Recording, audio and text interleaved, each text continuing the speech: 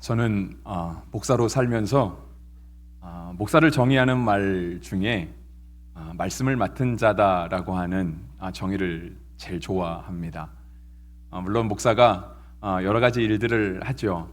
목회를 하기도 하고 또 신방을 하기도 하고 정말 이렇게 많은 또 성품들이 요구되기도 하고요. 그래서 어쩌면 목사에게 필요한 모습이 참 많은 모습이 필요할 것이다 생각하면서 또 그러한 일을 하는 사람으로서 제 자신을 그렇게 정의 내려 볼 수 있을 것 같은데요. 그거는 뭐 목사인 저뿐이 아니라 여러분들도 같은 이치에 계실 거라 생각을 합니다. 여러분들도 여러분이 하시는 일들을 하고 계시면서 나는 어떠한 사람이다. 그러니까 내가 무엇을 하고 있어서 그 직업이 정의되는 게 아니라 어떠한 일을 하든지 간에 어떠한 마음으로 또 어떠한 가치를 두고 하느냐에 따라서 우리 자신이 하는 일들 또 나 자신이 그렇게 정의되어지지 않을까 생각을 해봅니다. 그래서 저는 이렇게 말씀을 맡은 자라고 하는 그런 정의를 제 개인적으로는 가장 좋아하는데요. 실은 말씀을 맡았다고 해서 목사가 성경을 다 아는 것은 아닙니다. 목사도 모르는 성경이 많이 있고요. 또 참 이렇게 풀기 어려운 부분들도 많이 있습니다. 아마 이 땅에 사는 사람들 중에 우리가 감히 하나님의 말씀을 다 완벽하게 이해했다, 하나님의 뜻은 이것이다라고 아주 명확하게 이렇게 꼬집어서 말할 수 있는 분이 있다라고 한다면, 그러니까 모르는 것이 하나도 없이 나는 완벽하게 다 알고 있다라고 한다면 그것은 도리어 좀 잘못된 사람이지 않을까 하는 생각이 들고요. 어떤 이단의 모습이지 않을까 하는 생각을 해봅니다. 실은 오늘 본문이 조금 말하기 어렵습니다. 여러분도 아까 성경 봉독하실 때 이미 다 이렇게 눈치를 채셨겠지만 제가 오늘 성경 봉독하고 이렇게 마지막에 이렇게 아멘 할 때 하는 소리를 들어보니까 다른 날보다는 조금 아멘이 적습니다. 남자분들은 아마 여자분들의 눈치를 보고 아멘을 못하신 것 같기도 하고, 여자분들은 개인적으로 오늘 주어진 말씀이 마음에 들지 않아서 아멘을 못하신 것 같기도 합니다. 그런데 실은 저도 조금 고민했습니다. 이 말씀을 봉독하기 전에 제가 늘 이 계시의 말씀을 읽을 때 살아계신 하나님의 음성을 듣게 되시기를 바랍니다 라고 하는 그런 기원을 짧게 하는데요. 실은 오늘은 그 말씀을 빼야 되나 하는 생각도 했습니다. 왜냐하면 문자적으로 오늘 말씀을 받아들이면 참 아멘하기 어렵기 때문에 그렇습니다. 그래서 제가 한 2주 전쯤 수요일날 설교를 하면서 오늘 본문은 넘어갈 수도 있다라고 한번 이렇게 수요예배 시간에 설교를 한 적이 있습니다. 왜냐하면 말씀을 전하기가 조금 곤란한 면이 있어서 제가 말씀을 문자 그대로 전한다라고 한다면 아마 여러분들이 저를 굉장히 이상한 사람으로 보지 않을까 합니다. 그러니까 속된 말로 사람 그렇게 안 봤는데 그 사람 참 아마 그렇게 저를 보시지 않을까 하는 생각이 들어서 조금 겁이 나서 피해갈까도 생각을 했는데요. 말씀을 맡은 자라고 하는 정의를 가장 좋아한다라고 말하면서 실은 이렇게 또 전하기 곤란한 말씀은 넘어간다라고 하는 것은 이렇게 사명을 다하는 것 같지 않고요. 또 말씀을 맡아 주신 분께도 우리가 충성된 일꾼은 아닌 것 같아서 잘 나름대로 준비해서 전해 보려고 합니다. 그래서 여러분들도 이렇게 우리 목회자들이 저뿐 아니라 우리 교회에 몇 분 더 계신데 우리 목사님들이 말씀을 잘 전할 수 있도록 여러분들 기도해 주시기를 바라고요. 오늘 말씀을 들으실 때도 정말 여러분들께 기도하면서 들어주시고 또 분명 하나님께서 본문 말씀을 통해 우리에게 하시고자 하는 바가 있다라고 하는 것들도 깨닫는 은혜가 있기를 바랍니다. 먼저 8절과 9절 말씀을 보려고 합니다. 8절 말씀에 보시면 남자들에 대한 권면이 나타나 있습니다. 그러므로 각처에서 남자들이 분노와 다툼 없이 거룩한 손을 들어 기도하기를 원하노라 했습니다. 남자분들은 화를 내지 말고 자꾸 다투지 말고 기도하기를 힘쓰라 하는 말씀입니다. 이 말씀만 들어보면 남자는 꼭 어디 가서 싸움만 하는 싸움꾼인 것 같은 느낌이 드는데요. 제가 여자가 아니어서 제가 여자분들은 잘 모르겠지만 그냥 남자와 여자를 조금 볼 때 그래도 일반적으로 먼저 화를 내는 사람은 남자인 것 같습니다. 목소리를 높이는 거를 이렇게 좀 좋아하는 것 같기도 하고요. 물론 저도 그렇지만 그래서 좀 화를 잘 내는 듯한, 그리고 또 남자분들은 어떤 이렇게 상황에 대한 이야기를 들으면 그 상황에 대해서 같이 공감해주는 공감 능력보다는 그 상황을 들었으니 이건 이렇다라고 결론을 내리는 것에 조금 더 빠른 것 같습니다. 그래서 이제 이렇게 결론을 던지는 거를 이렇게 좀 좋아하시는 그런 모습인 것 같은데요. 이게 나 혼자 살아갈 때는 상관이 없습니다. 내가 내 삶에 나의 결론을 내리는 것은 너무나 당연한 거고 그것이 크게 문제가 되지 않는데요. 이제 우리가 이제 함께 살다 보면 가정도 그렇고 직장도 그렇고 우리가 속한 어떤 사회에서 살아가다 보면 어떤 결론이 딱 내려졌을 때 내가 내 결론만을 주장할 수 없습니다. 상대방도 상대방의 결론을 주장하거든요. 근데 이것이 잘 서로 조화를 이루고 서로 수용이 돼야 되는데 내가 내 결론이 맞다고만 생각하고 자꾸 부딪히게 되면 분위기가 좋아지지 않습니다. 그리고 그렇게 서로 다투고 화내는 분위기 속에서는 정말 합력하여 선을 이루기가 어렵죠. 좋은 결론을 도출해내기가 어렵습니다. 도리어 우리가 우리의 말을 조금 자제하고 우리의 감정을 조금 누그러뜨리고 오늘 본문에 있는 말씀처럼 거룩한 손을 들어 기도하기를 힘쓴다라고 한다면은 분명 더 현명하고 지혜롭고 모두에게 유익한 결론을 내릴 수 있을 것입니다. 그래서 이 당시에는 그러니까 성경이 기록되던 시대에는 대부분의 남자들이 다 사회 일들을 했지 않았겠습니까? 그러니까 아마 남자들을 향해서 화내지 말고 다투지 말고 기도하기를 힘쓰라라고 그렇게 권면을 했던 것이죠. 두 번째 9절에 있는 말씀은 여자들에게 주시는 말씀입니다. 단정하게 옷을 입으며 소박함과 정절로서 자기를 단장하고 따은 머리나 금이나 진주나 값진 옷으로 하지 말고 되어 있습니다. 그냥 한마디로 표현하면 외면을 신경 쓰기보다 내면을 더 신경 쓰라 말씀입니다. 그러니까 우리가 사람의 아름다움은 외면으로 잠깐은 꾸며낼 수 있지는 모르겠습니다. 그리고 이렇게 특별히 대화 없이 깊은 관계 없이 그냥 스쳐 지나가는 사이라고 한다면 우리가 어떻게 외형을 꾸몄느냐가 아마 그 사람을 판단하는 기준이 될 수도 있을 것 같습니다.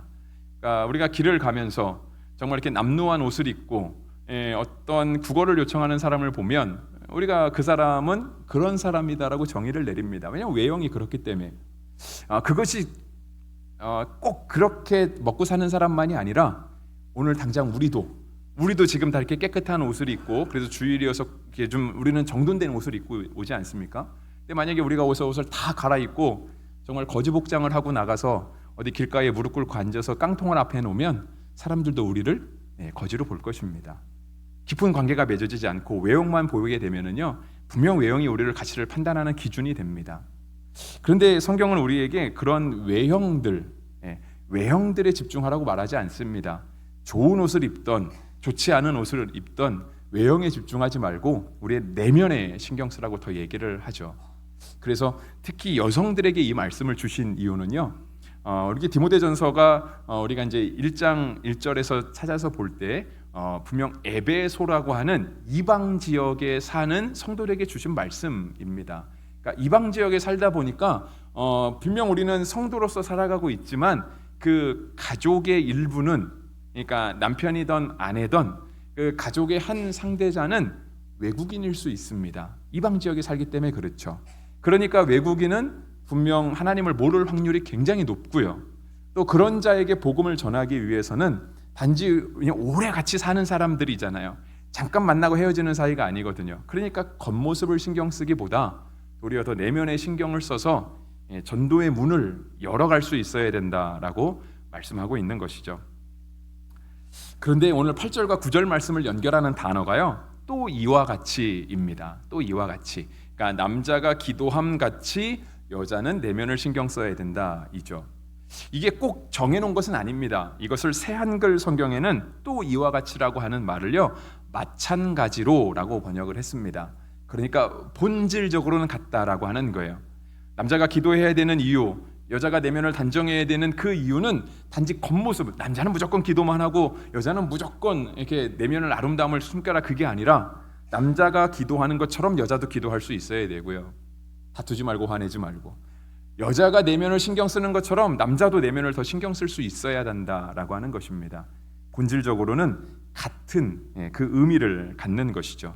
그걸 우리에게 지금 전해주고 있는 거예요. 그러면서 10절은 오직 선행으로 하기를 힘쓰노라 라고 하면서 성도가 살아가야 될 올바른 모습을 10절에서 정의해주고 있습니다. 그래서 오늘 제가 설교 제목도 10절의 말씀을 따라서 오직 선행으로 라고 잡아보았습니다.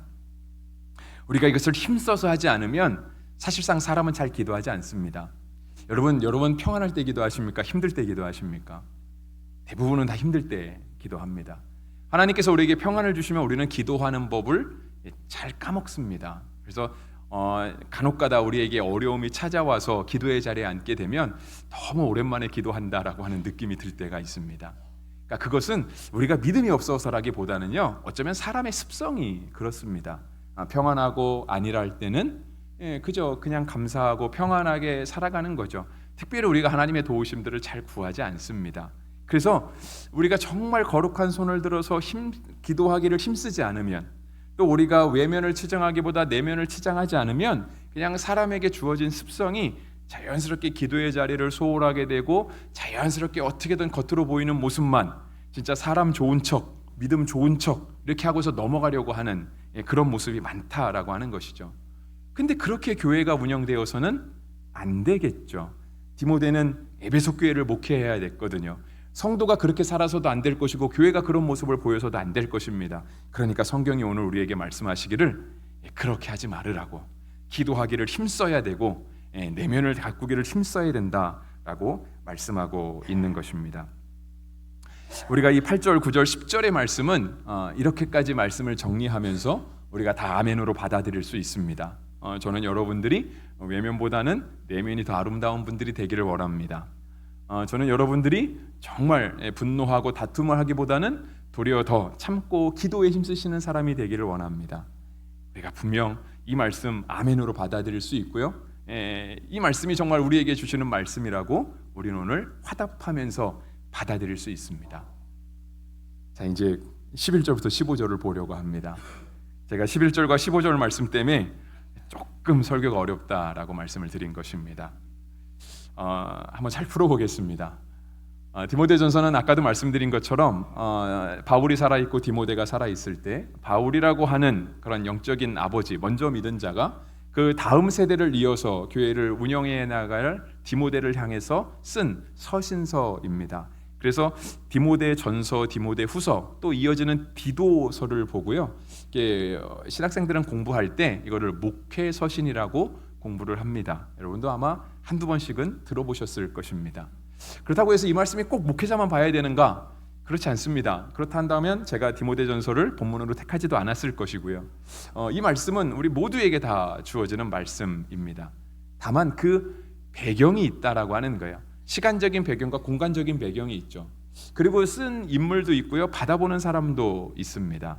그러니까 쓴 사람은 바울이고 받아보는 사람은 디모데입니다. 근데 그가 에베소 교회에 있었기 때문에 에베소 교회 교인들도 디모데전서를 받아보았을 것입니다. 1차적인 발신자와 1차적인 수신자라고 말씀드릴 수 있겠죠. 디모데전서를 처음 썼던 사람과 처음 받아본 사람은 분명히 있습니다. 우리가 그들도 아까 바울과 디모데, 에베소 교회라고 정의해 보았고요.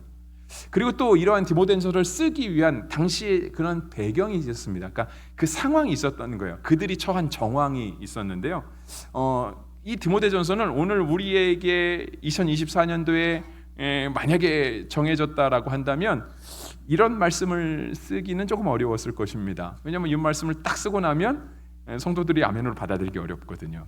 물론 디모데전서가 쓰여질 당시에도 이 말씀은 아멘으로 받아들이기가 쉽지는 않았을 거예요. 왜냐하면 그 누군가를 향하여 지적하는 말씀이고 그 생활을 바꾸라고, 그 삶을 완전히 벗어나고 뜯어 고쳐야 된다라고 하는 말씀이기 때문에 쉽게 아멘으로 화답하기는 어려웠을 것입니다.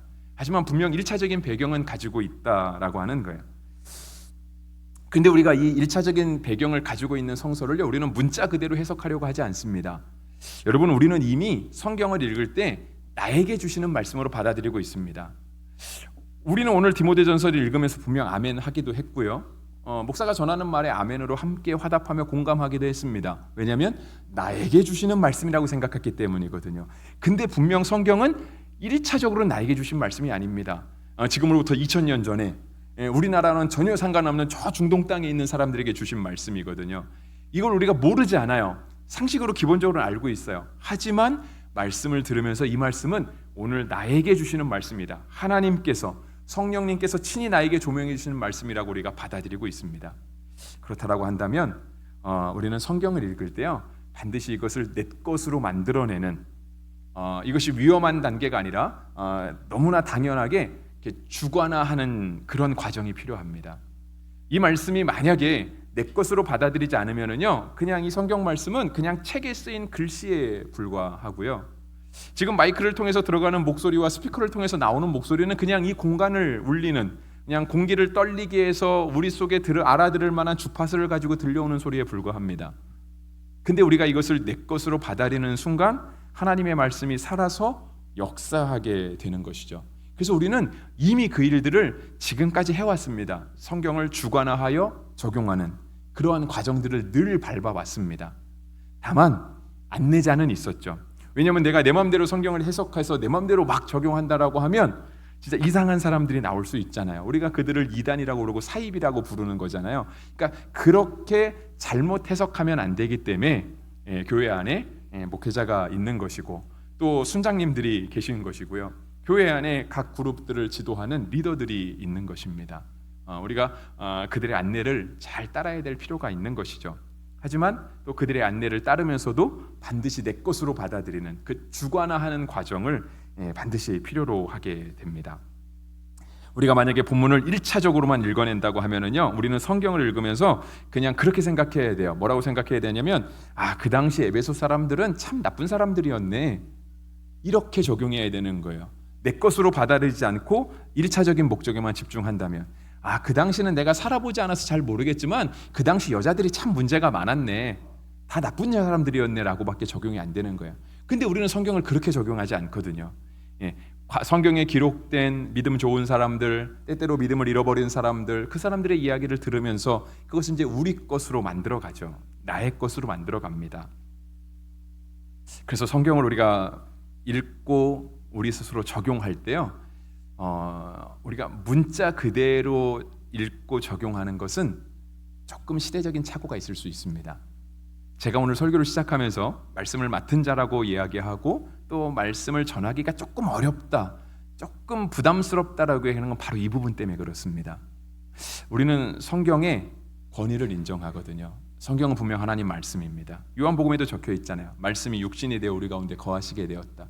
태초에 말씀이 계시니라. 하나님이 세상을 창조하실 때도 말씀으로 창조했습니다. 우리는 말씀이 오늘도 살아서 우리의 혼과 영과 및 관절과 골수를 찔러 쪼갤 수 있다라고 우리는 다 알고 있습니다. 그런데 이렇게 살아있는 하나님의 말씀, 이렇게 권위 있는 말씀을 내 것으로 주관화하는 과정을 거치면서 문자 그대로 받아들이기서는 안 되고, 그것을 오늘 우리의 시대에 맞게 적용을 해야 된다라고 하니 마치 우리가 성경의 권위를 떨어뜨리고 감히 하나님의 권위에 도전하는 듯한 모습을 보여주기 때문에, 그리고 말씀을 맡았다라고 하는 사람이 앞에서 그것을 잘못된 길로 호도하고 있는 것이 아닌가라고 하는 염려가 있어서 제가 조금 마음에 불안함이 있는 것입니다. 그런데 제가 여러분들에게 조금 설득과 납득을 이렇게 시켜드리면서 우리는 이미 그렇게 해왔다라고 하는 말씀을 드리는 것은, 오늘 우리가 이 본문을 문자 그대로 적용해서는 우리에게 아무런 도움이 없고 유익이 없기 때문에 그래요. 정말 우리가 문자 그대로 적용해서 우리 가운데 있는 여자 목사님들을 다 해임해야 될까요? 아니면 우리 가운데 있는 여자 순자님들을 다 직무를 그만두게 해야 될까요? 그게 과연 하나님이 원하시는 뜻일까요? 우리가 그건 아니라는 걸 알고 있잖아요. 그죠? 그러니까 제가 말씀드리는, 문자를 그대로 해석하는 것이 조금 어려움이 있고 우리 것으로 받아들여야 되는데 그것이 성경의 권위를 떨어뜨리는, 감히 그런 일을 하고 싶지도 않고요. 지금 그 시간, 이 시간이 그 시간이 아니라고 하는 것을 제가 여러분들에게 자꾸 말씀드리는 거예요. 자, 그러면 오늘 본문 말씀을 제가 일단 당시의 상황에 비춰서 말씀드리겠습니다. 이 디모데전서가 쓰여지던 당시 에베소 지역, 특히 에베소 지역뿐 아니라 모든 초대교회 지역에는요, 조금 위험한, 교회를 해하려고 하는 사상들이 있었습니다. 그것을 우리가 어떤 걸로 들어왔냐면 영지주의라고, 아마 한두 번씩은 들어보셨을 것입니다. 그러니까 정말 이렇게 눈에 보이는 물질의 세계들을 그렇게 중요하게 생각하지 않는 거예요. 그래서 영의 세계가 중요하다, 보이지 않는 것이 중요하다라고 생각을 했기 때문에 이들은 소위 말해서 우리는 이렇게 못으로 보면 몸땡이를 중요하게 생각하지 않았습니다. 그리고 이렇게 영적인 세계들, 그게 그들에게는 이렇게 지식이라고 표현이 되어 있거든요. 그러니까 아주 비밀을 쏟고 정말 세상의 절대적인 진리만을 아는 것이 중요하다. 근데 알이라고 하는 것은, 지식이라고 하는 건 눈에 보이는 게 아니잖아요. 진리도 눈에 보이지 않고요. 그러니까 눈에 보이는 것들을 굉장히 경시하는 사상들이 있었습니다. 근데 눈에 보이는 것 자체가 이렇게 육신도 포함이 되는 거죠. 그래서 그들은 혼인하는 것을 원치 않았습니다. 출산하는 것도 원치 않았고요. 함부로 이렇게 몸을 굴리면서, 왜냐하면 몸은 중요하지 않기 때문에 그렇게 살았습니다. 그래서 오늘 본문 15절 끝에 보시면 여자들은 그의 해산함으로써 구원을 얻으리라 라고 표현이 되어 있는데, 이것은 그 당시 잘못된 영지주의의 가르침을 따라서 결혼과 출산을 마치 부정한 것으로 여기는, 마치 그것은 죄를 짓는 것처럼 여기는 사람들을 향하여 깨우침을 주기 위한, 그들을 잘못됐다, 그들을 단죄하기 위한 말씀으로 이 말씀이 적힌 것입니다. 오늘 우리가 디모데전서 2장을 보았는데요, 4장 3절에 보시면은 혼인을 금한다라고 하는 표현이 있습니다. 그러니까 그 당시 사람들이 그렇게 가르쳐 왔던 거예요. 근데 그것은 잘못된 것이라고 성경이 말하는 것이죠. 그래서 오늘 본문이 말씀하고 있는 바는요, 그 당시 사람들에게 전해진 거짓 가르침, 오늘 디모데 전서가 표현한 건 어떻게 표현하냐면, 디모데 에베소 교회 안에 어떠한 사람들이 있었다. 우리가 이것을 디모데전서 처음 설교하면서 봤는데, 이 디모데 교회는 진짜 어떤 사람들이 있었어요. 누군지는 모르지만 특정 부류의 어떤 사람들이 있었는데, 그들은 거짓 교훈을, 다른 교훈을 가르치는 사람들이었습니다. 그것이 도리어 신화와 족보라고 하는 것으로 표현이 됐고요, 그들은 끝없는 변론들만 만들어내면서 도리어 우리의 신앙이 성장하게 하지 않고 신앙이 앞으로 나아가지 못하게 하고 자꾸 우리를 밑으로 끌어당기는, 우리를 마치 잘못된 사람처럼, 우리의 신앙이 잘못된 것처럼 이렇게 부정적인 역할을 하는 사람들이 있었다라고 하는 거예요. 그래서 그 거짓 가르침과 거짓 선지자들을 단죄하기 위해서 적은 말씀이 바로 오늘 말씀입니다. 또 하나 그들에게 있었던 잘못된 것 중에 하나는 바로 혼합주의였습니다. 혼합주의. 이 혼합주의는 뭐냐면, 우리말로 하면은 지금으로 따지면 마치 다원주의라고도 표현할 수 있을 것 같습니다. 그러니까 문화를 가장해서 교회의 우상 숭배를 정당화하면서 들어오는 거예요. 그러니까 문화라는 것을 가장해서 잘못된 사상들이 우리 속에 침투해 들어오는 것입니다. 이것은 우리도 쉽게 이해할 수 있습니다. 우리나라는 불교적 배경이 굉장히 강합니다. 예전에 여러분 학교 다니실 때 혹시 배운 기억나십니까? 삼국이 나라를 안정시키기 위해서 고구려 백제 신라가 왕권을 강화해 가잖아요. 근데 왕권을 강화한 것뿐 아니라 백성들을 이 왕권을 강화하는 차원에 모이기 위해서 사용했던 것이 바로 종교지 않습니까? 불교를 이용하잖아요. 그래서 불교가 언제 삼국시대에 정착이 되고 그것으로 말미암아 나라가 안정화됐는지를 우리가 옛날에 국사 시간에 배웠거든요. 근데 삼국시대만 따지면 아무리 짧아도 1500년 전이거든요. 그러니까 특히 고려시대는 또 그렇죠, 불교 자체를 종교적으로 이렇게 국가적으로 또 더 장려를 했기 때문에 우리에게는요, 불교 문화가 굉장히 익숙합니다. 그리고 불교 문화 자체로 삶을 살아가는 것이 그렇게 나쁘다고 생각하지 않습니다. 교회 용어 안에도요, 불교 용어가 많이 들어와 있습니다. 왜냐하면 기독교가 들어올 때 특별히 용어를 가지고 들어와야 되는데 마땅한 용어가 없잖아요. 그러니까 이제 다른 종교에 있는 용어들을 차용해서 쓰는 것이죠. 제가 예전에 알기로는요, 설교라는 말도 실제로는 불교에서 사용하는 말이라고 들었습니다. 그런데 자꾸 교회가 사용하다 보니까 불교에서는 요즘 설교라는 말을 잘 안 쓰는 것 같아요. 대신 설법이라고 하는 것을 쓰는 것 같아요.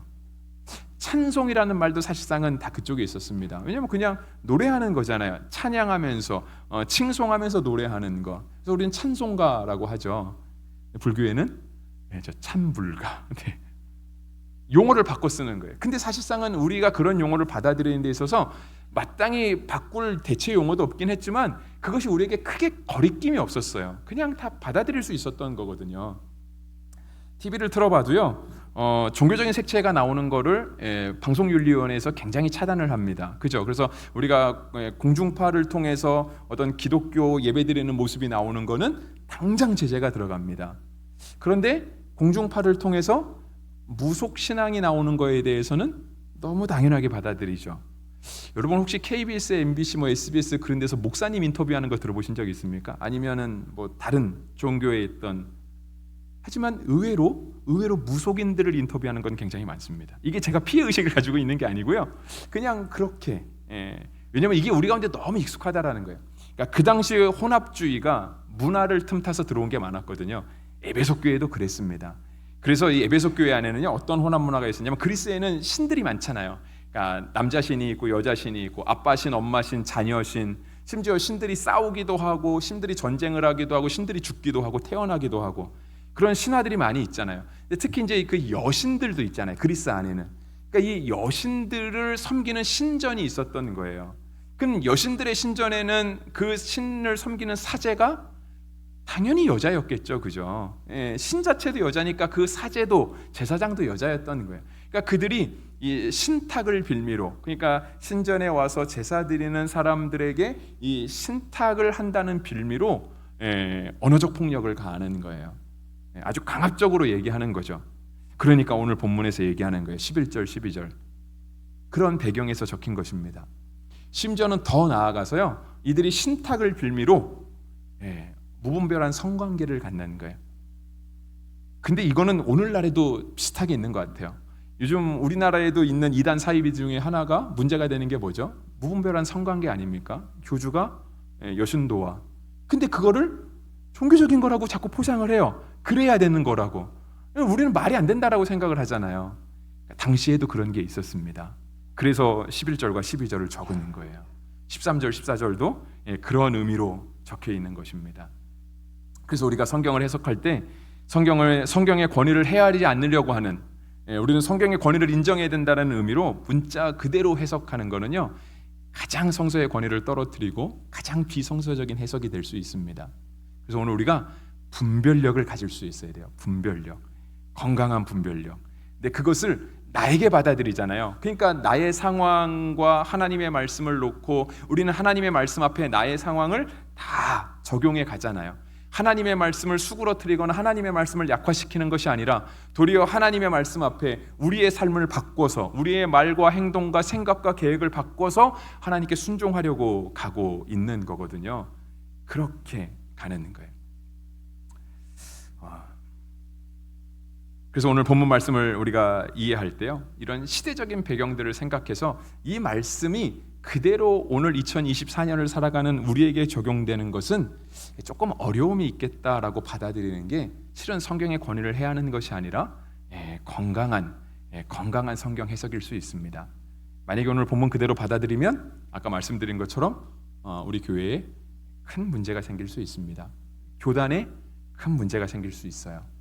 근데 이것을 저만 얘기하는 게 아니고요, 이미 교단에 있는 어른들이 그렇게 성경을 해석해서 우리에게 여자 안수라던가 여자 장로님이라던가 여자 전도사님이라던가 여자 리더들을 세우는 것들에 대해서 전혀 문제를 삼지 않았던 것입니다. 그들도 성경을 문자적으로 해석하지 않은 거죠. 그렇다라고 한다면 오늘 우리가 건강한 분별력을 갖는데 우리는 더욱더 힘써야 됩니다. 우리가 나를 읽는 것처럼 시대를 읽을 수 있어야 돼요. 이 시대를 읽어가야 우리가 이 시대 속에 잠수되지 않고요, 침수되지 않고 이 시대를 거슬러 올라가는 그런 살아있는 그리스도인이 될 수 있는 거예요. 그냥 세상 흘러가는 대로 나도 같이 흘러가야지, 시대를 분별하는 것도 아니고요, 하나님의 말씀대로 살아가는 것도 아닙니다. 정말 우리가 깨어있는 성도가 되어지기 위해서는 정말 나라를 위하여 기도하고 정말 이 사회, 지역사회를 위해서 기도하고 이 지역사회를 위해 존재하는 교회라고 한다면 지역사회의 분위기와 흐름과 이것들을 잘 분별해서 그 가운데 하나님의 말씀대로 하나님의 나라가 이루어지기를 힘쓰고 노력해야 하는 과정들이 반드시 필요합니다. 그래서 건강한 분별력을 갖기 위해서 우리 가운데 필요한 건 뭐냐면요, 성경을 조금 많이 읽으시는 게 필요해요. 그러니까 성경을 오늘 디모데전서만 읽고 나서 성경이 이렇게 했으니까 집에 가서 그렇게 적용하시면 안 됩니다. 어디 회사나 공동체에 가셔서 이렇게 적용하시면 안 돼요.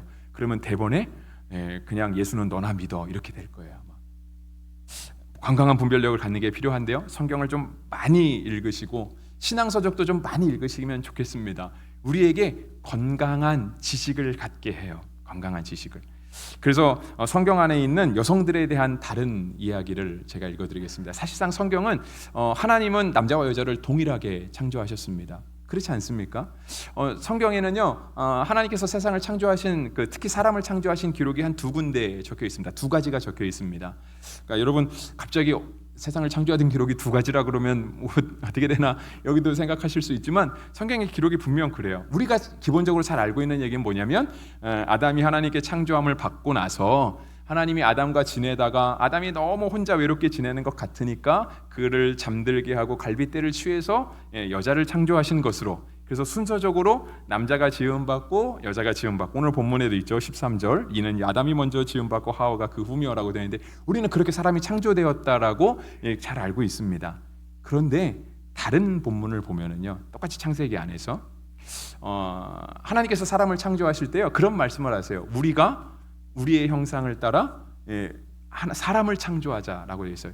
하나님이 자기 자신을 표현할 때 우리라고 하는 표현을 쓰시잖아요. 그래서 우리가 예전에 삼위일체에 대한 설교를 들을 때 하나님은 한 분이지 않습니다. 하나님은 성부, 성자, 성령 삼위로 거하십니다. 만약에 하나님이 한 분이시라면 우리라고 하는 표현을 쓰지 않고 그냥 내가 내 형상을 따라서 사람을 창조하겠다라고 표현했을 텐데 성경은 그렇게 표현하지 않았다라고 하면서 우리가 삼위일체에 대한 이해를 하곤 했습니다. 그런데 그때 성부, 성자, 성령 세 분이 모여서 서로 합의하고 결론 내린 게 남자를 먼저 짓고 나서 여자를 짓자라고 합의하지 않으셨다라는 거야. 그냥 사람을 창조하자. 우리가 그 성적 소수자들을 이야기하면서 그 사회적 차별법 그런 거 얘기할 때도 하나님은 우리에게 남자와 여자를 창조하셨다라고 듣잖아요. 그게 시간의 순서를 말하기 위해서 남자를 먼저 말하고 여자를 나중에 말하는 게 아니죠, 그죠? 하나님은 제3의 성을 창조하지 않으셨다라고 하는 의미를 하기 위해서 남자, 여자 딱 구별지어 얘기하는 거지 그것이 순서적인 의미를 갖지는 않는다라고 하는 거예요. 그래서 우리가 성경을 조금 폭넓게 읽고 나면은요, 그러니까 성경을 좀 많이 읽으시고 폭넓게 읽으시고 신앙서적도 많이 읽으시고 나면 성경이 우리에게 말하는 남녀 관계를 우리가 찾아볼 수 있습니다. 제가 한 두 군데 정도를 찾아왔는데요. 먼저 갈라디아서 3장 28절과 29절입니다. 제가 읽어드리면 너희는 유대인이나 헬라인이나 종이나 자유인이나 남자나 여자나 다 그리스도 예수 안에서 하나이니라. 너희가 그리스도의 것이면 아브라함의 자손이요 약속대로 유업을 이을 자니라 했습니다. 네, 하나라고 얘기하시는 거예요. 서열을 정하지 않았고요. 남자가 여자가 하나이고 심지어는 종이나 자유인이나 하나님 안에서는 다 똑같다라고 하는 것입니다. 하나님은 차별하지 않으신다라고 하는 거예요. 유대인이든 이방인이든 심지어 성경에 다른 데는 야만인이라고도 적었죠. 그죠? 하나님 앞에서 다 똑같다는 것입니다. 고린도전서 11장 12절과 12절은 다음과 같이 말씀하십니다. 그러나 주 안에는 남자 없이 여자만 있지 아니하고 여자 없이 남자만 있지 아니하니라. 이는 여자가 남자에게서 난 것 같이 남자도 여자로 말미암아 났음이라. 그리고 모든 것은 하나님에게서 났느니라. 그렇죠. 하나님께서 우리에게 말씀하시는 거예요. 하나님은 오늘 본문의 말씀을 통해서 남녀 차별을 정당화하시려고 하시는 게 아니고요. 그 당시 에베소 교회가 그 당시 그 이방 문화 속에서 살아가는 교회가 하나님의 말씀을 올바로 분별하지 못하고 세상의 여파에 휩쓸려서 교회도 그렇게 물들어가다 보니 그 거짓 교사를 처단하기 위해서 그 거짓 교사를 끊어내기 위해서 에베소 교회에 주신 말씀이라고 하는 사실을 우리가 먼저 받아들이고 오늘 이 말씀을 우리에게 적용할 때는 이 말씀을 잘 분별할 수 있는 시대를 분별할 수 있는 지혜가 있어야 할 것입니다. 말씀을 마무리하려고 합니다. 근데 오늘 말씀 마무리가 조금 깁니다. 우리 한국 교회가 말씀을 잘 분별하지 못하던 시대가 있었습니다. 그거를 그냥 단편적으로 말씀을 드리면 우리가 기독교가 처음 들어올 때 우리는 조선 시대에 들어왔잖아요. 물론 학자들이 연구할 때는 삼국 시대에도 이렇게 경교라고 하는 그런 기독교가 들어왔다. 사실상 그건 거의 정설인 것 같습니다. 물론 우리가 그 흔적을 찾아볼 수 없지만 당나라 때 이 경교가 굉장히 당나라 안에서 부흥하거든요. 근데 이제 당이 무너지고 다음 나라가 세워지면서 그 당시 전파됐던 이 경교로 대표된 기독교가 어떻게 사라졌는지는 좀 의문이기는 하지만 어쨌든 그걸 떠나서 그런 한국사적인 교회사적인 얘기를 떠나서 우리가 처음 기독교를 받아들일 때는 주로 조선의 끄트머리였거든요. 조선 사회는 양반 사회였습니다. 철저한 신분제를 가지고 운영되던 사회가 바로 조선 사회였거든요. 그러면 그러한 철저한 신분제 사회에서 예수님을 믿으면 어떻게 믿어야 될까요? 당연히 교회를 구분하지 않았겠습니까? 그래서 우리 교회사 중에 조금 창피한 부분이라고 말할 수 있는데요. 양반 교회가 있었습니다. 양반 교회가 있으니까 그렇죠. 당연히 천민교회도 있겠죠. 천민교회도 있었습니다. 근데 오늘 이것을 우리가 받아들일 수 있나요? 받아들일 수 없습니다. 만약에 우리가 양반 교회만 모이자고 한다면 여기 계신 분들 제가 지난번 말씀드린 것처럼 다 교회에 입교를 하기 전에 교회에 세례 주기 전에 족보 다 갖고 오셔야 됩니다. 양반인지 아닌지 다 분별해야 돼요. 우리 중에도 갈라질 사람들이 있는 거예요. 근데 그것이 옳지 않잖아요. 그게 성경을 똑바로 해석한 게 아니잖아요. 그죠? 그래서 반드시 시대를 분별함이 필요합니다. 도리어 아까 갈라디아서가 말씀하신 것처럼 종이나 자유인이나 남자나 여자나 다 하나이기 때문에 우리가 시대를 분별하고 마땅히 적용해야 될 하나님의 말씀을 적용할 수 있어야 되는 것입니다. 이 분별을 하지 않으면 우리가 하나님의 말씀을 적용한다는 그 명목과 빌미를 가지고요, 하나님이 원치 않는 교회를 이루어갈 수도 있습니다. 그래서 우리에게 이러한 명확한 또 건강한 분별력이 필요할 것입니다. 시간이 많이 지나서 아까 1부 때도 그랬거든요. 1부 때도 시간이 많이 지나서 조금 제가 예민한 예도 들고 오기는 했거든요. 근데 예민한 예는 괜히 분란을 일으킬 것 같아서 제가 하지 않고요. 하나만 더 말씀드리려고 합니다. 한 가지 제가 더 말씀드리려고 하는 건 뭐냐면, 오늘 우리가 본문을 통해서 남자와 여자를 차별하지 않으시는 하나님에 대해서 우리가 생각해 보았습니다.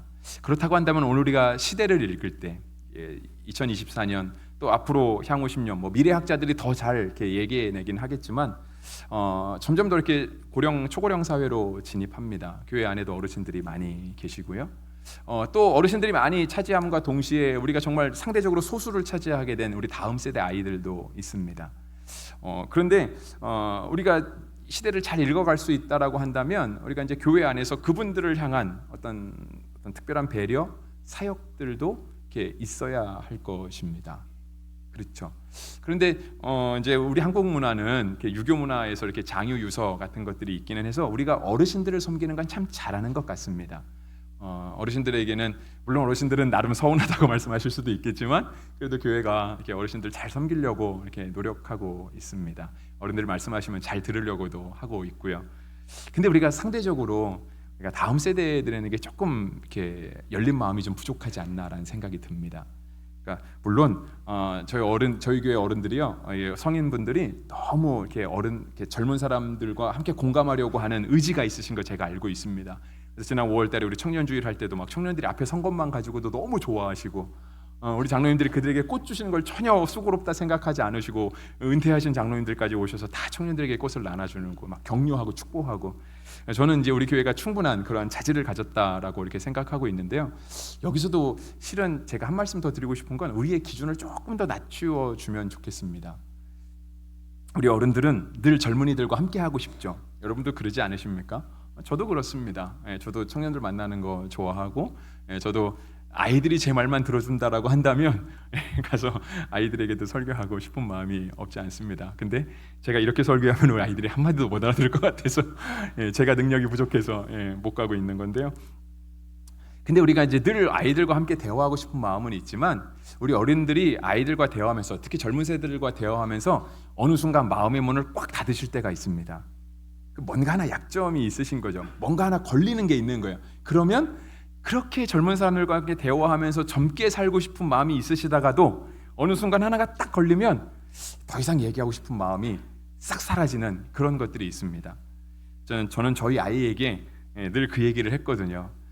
아빠도 물론이고 어른들은 다 젊은 청년들과 이야기하고 싶다, 젊게 살고 싶기 때문에 그렇고, 아이들이 어떤 생각을 하고 싶은지 나도 좀 거기에 같이 이렇게 동승하고 싶은 마음이 있어서 그렇다라고 얘기를 해서 아이들이 막 이렇게 얘기한다고 이야기를 하는데요. 근데 어른들에게 굉장히 연약한 부분이 하나 있다.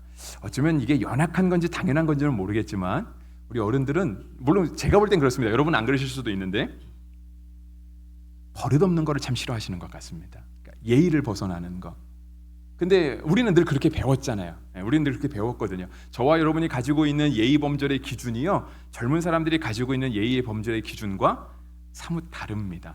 우리는 굉장히 어른들에게서 그냥 아버지가 한마디 하면 다 들어야 되는 줄 알았고요, 선생님이 때리면 맞아야 되는 줄 알았거든요. 그런 기준을 가지고 있어요. 근데 요즘 젊은이들은 그렇지 않거든요. 근데 우리가 대화할 때 서로의 기준이 다르기 때문에 젊은이들이 속된 말로 버르장머리 없이 나오면 어른들은 그렇게 이해하고 싶다고 갑자기 딱 마음을 닫으시는 것 같아요. 진짜 저런 이렇게 버르장머리 없는 놈, 가서 더 가정교육을 받고 와라, 이런 식으로 대화할 때가 많이 있습니다. 근데 우리가 어른들이 이런 선을 조금 낮춰주면 어떨까? 오늘 우리가 본문에서 남자와 여자 차별 없다 그랬는데, 그럼 분명 하나님의 교회 안에 어르신들이나 젊은이들이나 우리 기득권을 가지고 있는 우리 중간의 계층, 이 교회를 운영하시는 분들도 이게 전혀 구분이 없을 텐데 우리가 어떻게 하면 이걸 잘 소통할 수 있을까? 이런 것들을 우리가 좀 연구해 봐야 되지 않을까라는 생각들이 들었는데요. 사실상 그것은 우리가 가지고 있는 기준을 내려주는 방법밖에 없는 거예요. 남을 수용하기 위해서는, 나와 다른 것을 수용하기 위해서는 그것을 내려야 되는데, 우리가 마치 옛날처럼 양반은 절대 천민과 예배드릴 수 없다라고 하는 우리의 기준만 가지고 있으면 우리가 성경을 잘 분별하지 못하는 게 되고요, 시대를 잘 분별하지 못하는 게 됩니다. 그런데 분명 천민교회에 가서 예배드린 양반들도 있습니다. 그들은 하나님의 말씀 앞에 그 신분 자체를 내려놓은 거죠. 신분을 내려놓는다는 건요, 나 자신을 버린다는 뜻과 똑같은 거예요. 십자가에서 내가 죽는 것과 똑같은 거예요. 근데 분명 그런 사람들이 있었거든요. 근데 그런 교회가 우리가 볼 때는 좋은 교회, 그러한 성도가 좋은 성도라고 생각하고 있잖아요. 그렇다라고 한다면 오늘 우리가 보여주시는 말씀 속에 우리도 우리의 기준을 한번 점검해보고 시대를 분별하며 세대를 파악하며 그렇게 우리가 예수님의 마음으로 조금 더 낮아질 수 있고 열린 사람이 될 수 있으면 참 좋겠습니다. 그러면 오늘 우리가 말씀을 문자적으로 해석하지 않아도 분명 우리를 통하여 하나님의 교회가, 하나님의 나라가 이 땅에 세워질 줄 믿습니다. 말씀의 마무리는 10절로 하려고 합니다. 오늘 설교 제목도 이것인데요, 오직 선행으로 하기를 원하노라, 이것이 하나님을 경외한다는 자들에게 마땅한 것이니라 했습니다. 우리는 선과 악을 어느 정도는 분별할 수 있잖아요. 물론 절대적으로는 구별 못하죠. 하지만 어느 정도는 구별해요. 뭐가 맞는지, 뭐가 틀리는지. 근데 성경은 우리에게 오직 선행으로, 자기 유익을 구하라는 게 아닙니다. 내가 속한 집단의 유익을 구하라는 게 아니고요, 오직 선행으로. 그리고 이것이 하나님을 경외한다는 자들에게 마땅한 바니라 성경이 우리에게 말씀하고 있는데, 우리가 정말 주님 앞에 그리고 또 함께 살아가는 우리 모든 사람들 앞에 이러한 선행을, 우리 하나님의 인격을 보여줄 수 있는 교회와 성도가 되기를 주의 이름으로 축복합니다.